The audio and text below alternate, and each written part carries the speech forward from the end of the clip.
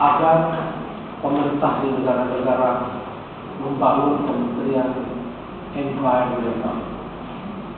Yang kedua adalah membangun kementerian riset dan teknologi.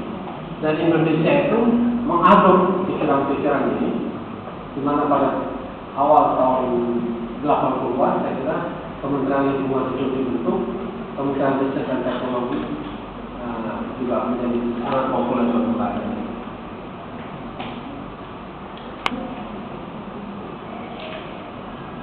Sekarang ini tantangannya misalnya persaingan dalam pemanfaatan sumber daya air dan lahan antara kebutuhan untuk membangun dan lingkungan yang semakin kuat. Sekarang hampir semua masalah itu adalah apabila kita tidak bisa mengendalikan penggunaan, maka dia akan habis. Kegiatan pertanian sudah mulai bergeser pada lahan marginal dengan kesuburan rendah dan lingkungan air yang tercemar atau sekali air asin, pemanasan global dan perubahan iklim, termasuk peningkatan CO2 mungkin berdampak positif terhadap produksi, namun peningkatan menimbulkan kejadian cuaca ekstrim. Ini tantangan-tantangan pengetahuan yang dihadapi oleh banyak ilmuwan pada saat ini. Ilmu pengetahuan telah banyak mendorong kemajuan dalam pembangunan kesejahteraan. Seperti saya tadi katakan, prediksi orang tentang bidang pangan itu selalu menghasilkan bahwa kemampuan dunia itu akan tidak bisa memenuhi kebutuhan untuk menghindari adanya kelaparan. Tapi faktanya di dalam bidang pangan dunia itu mengalami surplus. Kan yang diributkan masalah ini adalah distribusinya yang tidak merata, tetapi secara total dunia itu mengalami surplus di dalam produksi pangan. Ini disebabkan oleh karena ilmu dan teknologi pemeliharaan benih, baik tanaman maupun hewan ternak, adanya ilmu dan teknologi budidaya pertanian, domestifikasi bahan pangan, dan lain-lainnya.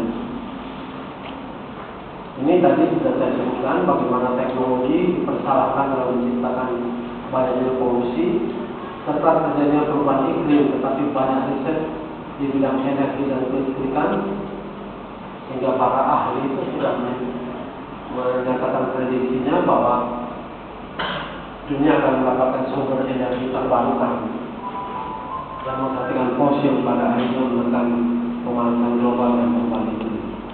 Jadi selalu ada kontradiksi gitu di antara fakta-fakta yang bisa melihat itu sebagai tantangan yang negatif, tetapi prediksi-prediksi tentang hasil-hasil riset itu juga menggambarkan adanya harapan-harapan yang disimpan kepada teknologi.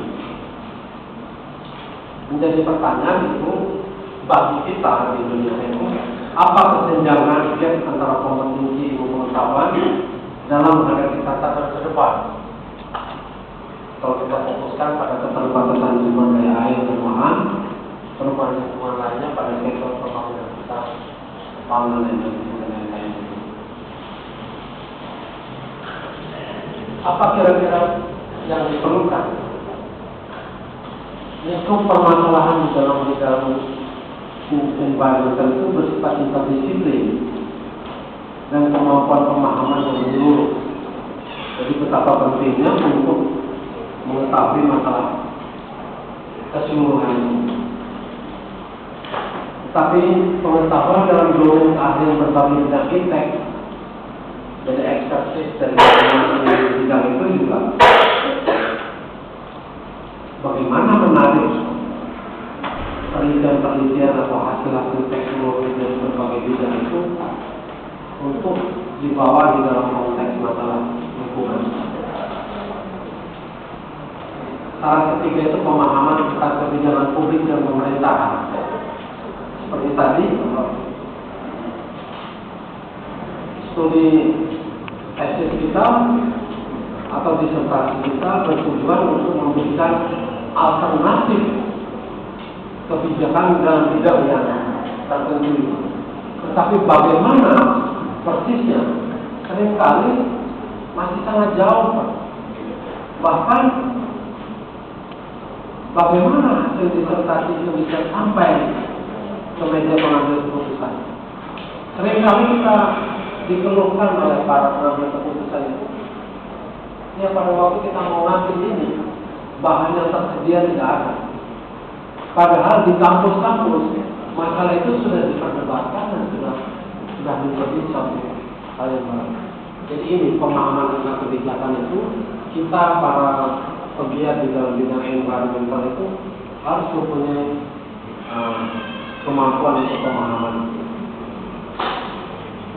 iklim analitik, dan ini komunikasi publik, interpretation dan engagement leadership. Izin bertanya, Pak. Ya.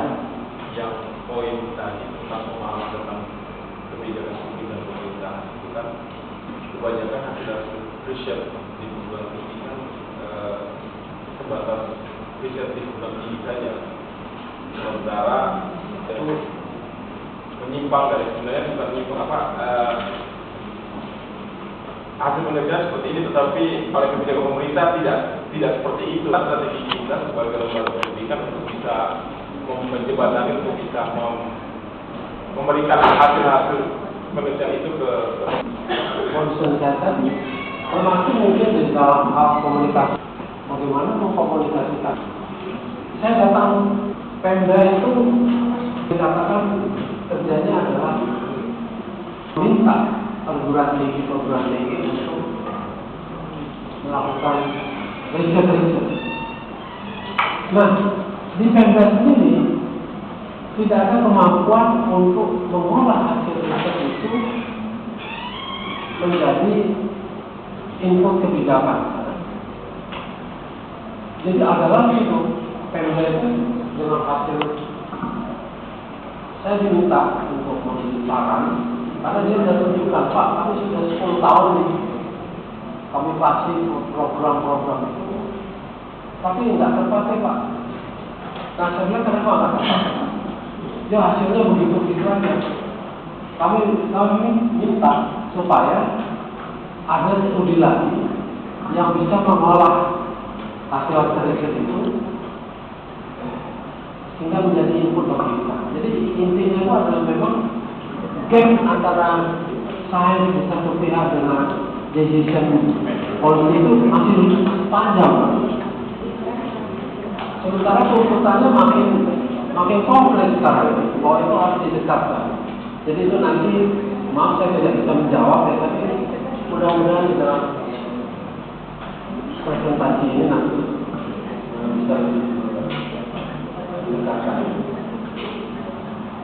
Nanti saya akan buka untuk kesempatan tanya jawab.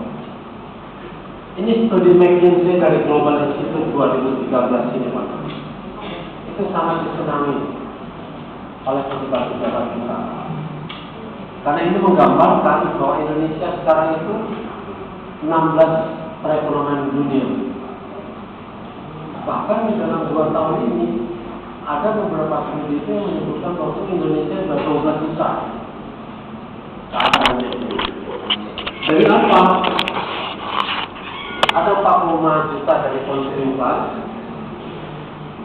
Ada 53% populasi di kota-kota besar yang memproduksi 74% GDP. Jadi separuh penduduk Indonesia itu menghasilkan 3/4 daripada GDP Indonesia.